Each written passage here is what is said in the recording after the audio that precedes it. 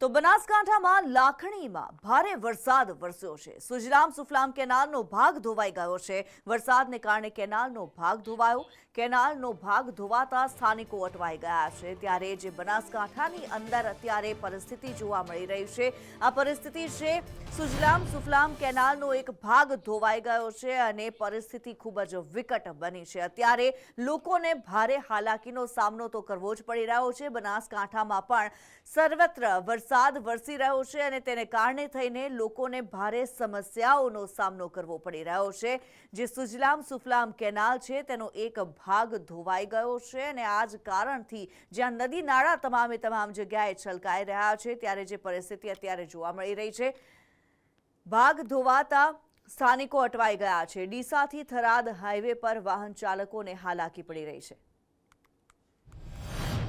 મોડી રાતથી બનાસકાંઠા જિલ્લામાં મેઘો મુશળધાર બન્યો છે। જિલ્લાના અનેક વિસ્તારોમાં ક્યાંક ધોધમાર તો ક્યાંક ધીમી ધારે વરસાદ થઈ રહ્યો છે। જિલ્લાના લાખણી વિસ્તારમાં પહોંચ્યો છું ને લાખણી વિસ્તારના સીધા દ્રશ્યો બતાવવા માંગીશ કે જે પ્રકારે વહેલી સવારથી ધોધમાર વરસાદ થયો છે અને આ વરસાદ વિસ્તારમાં તારાજીના દ્રશ્યો ઉભા કર્યા છે। અત્યારે હું હાઈવે માર્ગ પર ઉભો છું।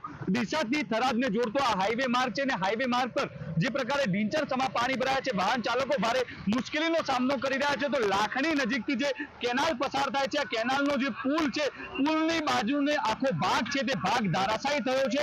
વરસાદી પાણીમાં ભાગ ધોવાણ થયો છે। આપ દ્રશ્યોમાં જોઈ રહ્યા છો આ બાજુના ગામને જોડતો જે માર્ગ છે ને માર્ગ અત્યારે ધોવાઈ ગયો છે। આપ દ્રશ્યોમાં જોઈ રહ્યા છો ધડાકાભેર જે ભાગ છે તે ધરાશાયી થયો છે। તેને જ કારણે અત્યારે જે વિસ્તારના સ્થાનિક લોકો છે તે અહીંયા લોકોની મદદ માટે પહોંચ્યા છે। અત્યારે જે પ્રકારે આ ભાગ ધોવાય છે, શું કહેવા માંગો છો? આ ભાગ જો આવનારો વરસાદ ચાલુ રહેશે તો ટૂંક સમયમાં આ બધો પડી જાય એવું પરિસ્થિતિ લાગી રહી છે। ક્યારે ધોવાયો આ માર્ગ? આ બહુ વરસાદ આવવાને કારણે અત્યારે ધોવાયો છે। અત્યારે રસ્તાઓની શું સ્થિતિ? રસ્તાઓની સ્થિતિ બહુ ખરાબ પરિસ્થિતિ છે હાલની તારીખમાં। કોઈ તંત્રની ટીમ આવી ખરી? માર્ગ ધોવાયો હાલ સુધી કોઈ આવી નથી। શું કહો છો, માર્ગ કેમ ધોવાયો?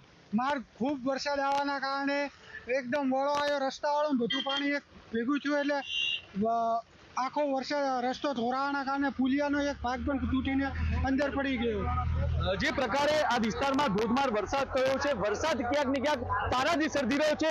પુલની નજીકનો જે ભાગ છે તે ભાગ ધરાશાયી થયો છે। તંત્રની હજી કોઈ ટીમ અહીંયા પહોંચી નથી। માત્ર સંદેશ ન્યૂઝ પર આપ આ દ્રશ્યો જોઈ શકશો કે આ પુલ નજીકનો જે ભાગ છે તે ધોવાઈ ગયો છે। સંદેશ ન્યૂઝ તંત્રને પણ અપીલ કરી રહ્યું છે કે વહેલી તકે અહીંયા પહોંચવું જોઈએ। ગમે તે સમયે આ જે ભાગ છે તે પુલને પણ ધરાશાયી કરી શકે તેવી સ્થિતિમાં છે, ત્યારે તંત્ર વહેલી તકે પહોંચે તેવી સંદેશ ન્યૂઝ તંત્રને અપીલ કરી રહ્યો છે।